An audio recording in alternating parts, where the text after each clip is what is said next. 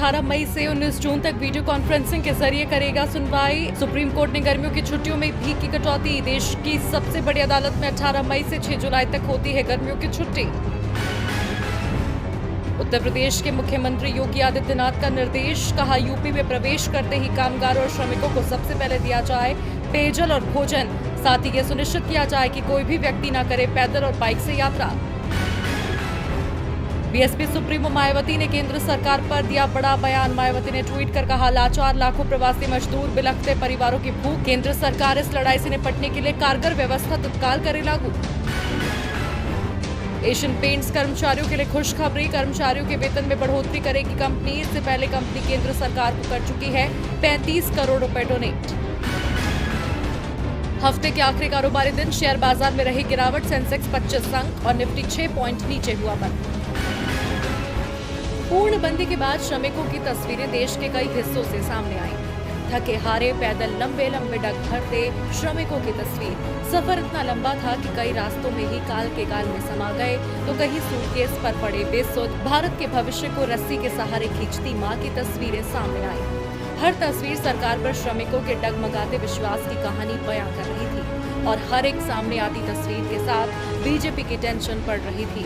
लिहाजा पूर्णबंदी के बीच पार्टी के सीनियर लीडर्स की पहली बार पार्टी चीफ जेपी नड्डा के घर मीटिंग हुई और इसमें भी प्रवासी कामगारों का मसला छाया रहा। शायद जब बीजेपी ने पूर्णबंदी की घोषणा की थी तब पार्टी को हालात की गंभीरता का अंदाजा नहीं था। पार्टी को इसका आभास अप्रैल के आखिरी दिनों में हुआ और फिर इन लोगों को घर पहुंचाने के लिए श्रमिक स्पेशल ट्रेन चलाई गई। लेकिन फिर रेल टिकट को लेकर सियासत शुरू हुई और श्रमिकों के लिए कानून में बदलाव के मुद्दे ने भी तूल पकड़ा। हर उठते मुद्दे के साथ श्रमिकों का सरकार पर भरोसा कम होता चला गया और श्रमिक पैदल ही घरों की ओर चलने लगे और बीजेपी को वोट बैंक कम होने का डर सताने लगा। प्रधानमंत्री नरेंद्र मोदी के संबोधन में भी इसकी बेचैनी दिखी। प्रधानमंत्री ने अपने संबोधन में रेहड़ी ठेला लगाने वाले और पटरी पर सामान बेचने वालों और श्रमिकों को अपना साथी बताया। ये जताने की कोशिश की कि सरकार को इन लोगों की पीड़ा का आभास है। राहत पैकेज का मरहम लगाकर श्रमिकों का भरोसा जीतने की कोशिश भी की जा रही है, लेकिन विरोधियों के तल्ख तेवर और लगातार उठते सवाल सरकार के सिरदर्द बने हुए हैं। सरकार की परेशानियां बढ़ने की वजह भारत का वोटिंग पैटर्न भी है, क्योंकि गरीब तबका ही किंगमेकर की भूमिका में रहता है। 2019 में 2014 के मुकाबले बीजेपी का वोट शेयर 31.1% से बढ़कर अगर 37.4% हुआ तो उसमें इसी गरीब तबके का योगदान है। गांव में भी बीजेपी का वोट प्रतिशत 7.4% बढ़ा है। साफ है, श्रमिकों पर सियासत तो खूब होती है। श्रमिकों में पार्टियों को माँ बाप, भाई बहन सब रिश्तेदार नजर आते हैं, लेकिन जरूरत के वक्त क्या आलम है ये पूरा देश देख रहा है। पहले दिन एमएसएमई सेक्टर के लिए बड़े ऐलान, दूसरे दिन रेहड़ी पटरी वालों, अन्नदाता और श्रमिकों के लिए घोषणाएं। हर किसी के मन में सवाल था कि आखिर तीसरी किस्त में क्या। वित्त मंत्री किस सेक्टर के लिए आर्थिक पैकेज में बड़ी राहत देंगी? वित्त मंत्री निर्मला सीतारमण एक बार फिर मीडिया से मुखातिब हुई। इस दौरान उन्होंने बताया कि 53 करोड़ पशुओं के लिए 13,000 करोड़ खर्च होंगे। 20,000 करोड़ की प्रधानमंत्री मत्स्य संपदा योजना को तत्काल लागू किया गया। 55 लाख लोगों को रोजगार मिलेगा, जिससे भारत का निर्यात दोगुना होकर 1 लाख करोड़ का हो जाएगा। अगले 5 साल में 70 लाख टन अतिरिक्त मत्स्य उत्पादन का लक्ष्य रखा गया। माइक्रो फूड इंटरप्राइज के लिए 10,000 करोड़ की स्कीम की घोषणा की गई। कृषि के आधारभूत ढांचे के लिए 1 लाख करोड़ की योजना। अन्नदाता पर केंद्रित रही तीसरी किस्त। 11 बड़े ऐलान। मधुमक्खी पालन के लिए 500 करोड़ रुपए की सहायता। 2 लाख पालकों की आय बढ़ेगी। हर्बल पौधों के उत्पादन को बढ़ावा देने के लिए 4,000 करोड़ रुपए दिए जाएंगे। Animal husbandry infrastructure development fund में 15,000 करोड़ रुपए का प्रावधान।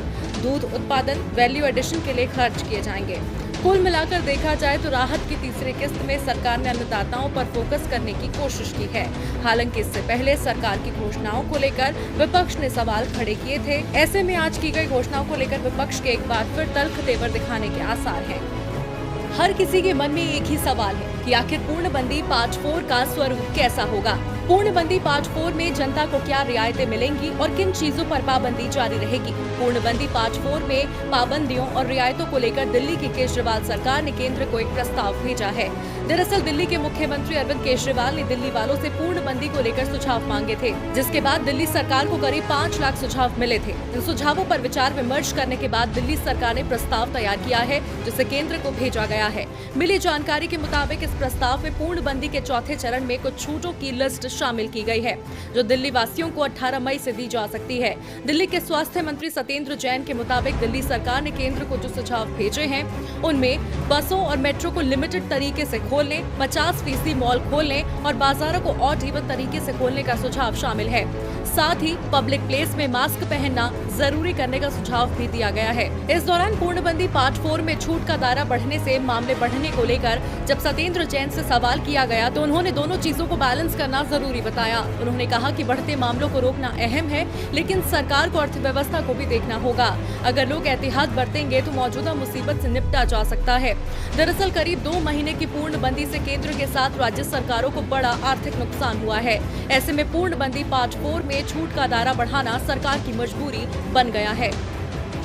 मौजूदा मुसीबत के बीच जब ये माना जा रहा था कि महाराष्ट्र विधान परिषद चुनाव टल सकते हैं, तो सीएम उद्धव ठाकरे को कुर्सी जाने का डर सताने लगा था। लेकिन आखिरकार चुनाव आयोग ने विधान परिषद चुनाव के लिए हरी झंडी दी और सीएम उद्धव कुर्सी बचाने में कामयाब रहे। सीएम उद्धव के लिए भले ही विधान परिषद चुनाव से अच्छी खबर आई हो, लेकिन दूसरी तरफ बीजेपी खेमे की सिरदर्दी बढ़ गई है।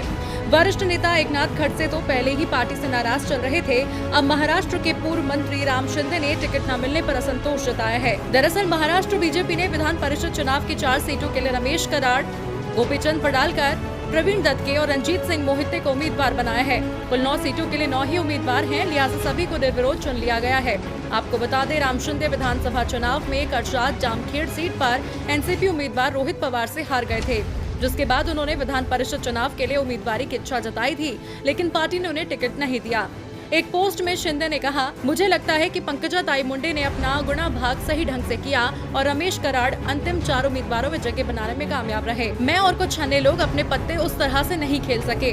देखना दिलचस्प होगा कि अब महाराष्ट्र बीजेपी पार्टी में बढ़ रहे अंतर्कलह से कैसे पार पाती है, क्योंकि अगर बीजेपी ने समय रहते इस दिशा में कदम नहीं उठाए तो आगे जाकर बीजेपी की दिक्कतें बढ़ सकती हैं।